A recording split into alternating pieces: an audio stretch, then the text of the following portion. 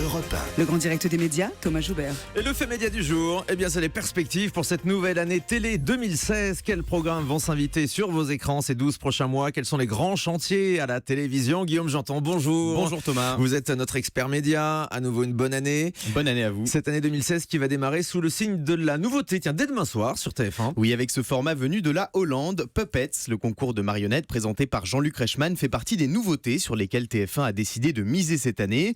Tout comme Ninja Warriors, un jeu d'épreuves physiques plus difficiles les unes que les autres, tourné entièrement en extérieur. Pour la Une, 2016 sera également l'année du retour de Stars à domicile, avec un prime événement animé par Alessandra Sublet, nouveau visage de la chaîne.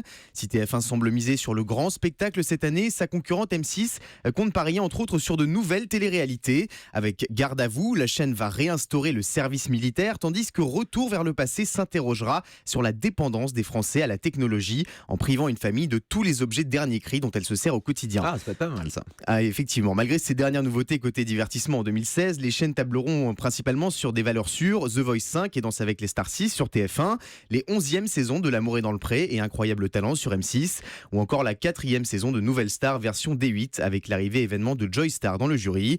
Pour les grandes chaînes, ces marques fortes sont toutes synonymes de succès d'audience assuré. Alors, autre valeur sûre à la télévision dont les chaînes et les téléspectateurs vont profiter amplement en 2016, c'est le sport. Oui, le succès du sport à la télé n'est plus à prouver, que ce soit pour le football, le handball ou encore le rugby, à qui on doit la meilleure audience de l'année en 2015. Cette nouvelle année télé s'annonce plus sportive que jamais, tout d'abord avec le lancement de l'Euro 2016 de football en France le 10 juin prochain. 3 chaînes se partageront la diffusion de cette compétition très attendue de tous, TF1, M6 et beIN Sport.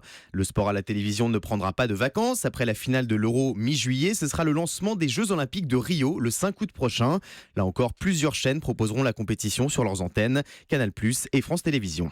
Alors, si ces grands rendez-vous sportifs de 2016 seront à coup sûr des succès d'audience pour les chaînes de télé, d'autres chantiers aux résultats plus incertains attendent les téléspectateurs cette année. Oui, l'un des chantiers de 2016, c'est la création d'une nouvelle chaîne d'information par France Télévisions. Pour ce faire, Delphine Ernotte travaille main dans la main avec les équipes de Radio France. Ce nouveau canal, dont la diffusion est prévue en septembre 2016, devrait redistribuer les cartes de l'information en continu à la télé, tout comme le passage d'LCI sur la TNT gratuite. Dès les prochains jours, la chaîne du groupe TF1 sera diffusée sur un nouveau canal avec plus de magazines et un nouvel habillage très moderne dévoilé cette nuit aux téléspectateurs. Oui, très réussi, c'est très chic, on peut voir ça depuis Très ce joli. matin effectivement à l'antenne. Reste à savoir si LCI parviendra à se faire une place parmi les autres chaînes d'infos en continu déjà bien implantées sur la TNT, BFM TV et bien sûr iTélé. 2016, année charnière pour une autre chaîne de la TNT, Énergie 12. Après une relance éditoriale très compliquée avec les déprogrammations successives de divertissements familiaux comme l'Académie des Neufs et le Labo de Damido, la chaîne devrait miser davantage sur le genre télévisuel qui a fait son succès il y a quelques années, la télé-réalité, avec dès lundi le lancement de la saison 2 de Friends Trip, une nouvelle saison des Anges et puis le retour du MAG à l'antenne dans quelques semaines. Mais une question reste en suspens pour Énergie 12, que deviendront les nouveaux animateurs de la chaîne comme Benjamin Castaldi et Valérie Damido, dont les nouvelles émissions ont été déprogrammées en partie? Resteront-ils fidèles à Énergie 12 ou feront-ils le choix surprise de partir? La question se pose aussi pour Jean-Marc Morandini, dont on sait que les relations ne sont pas au beau fixe avec sa chaîne. Et des surprises 2016 nous en réservent beaucoup à la télévision. Alors qui seront les gagnants et les perdants de cette nouvelle année télé? Rendez-vous dans un an pour le bilan. Vous serez là pour tirer le bilan de cette année 2016. Merci beaucoup Guillaume Janton, et à tout à l'heure pour le journal des médias. Ce sera dans pile 10 minutes sur Europe 1.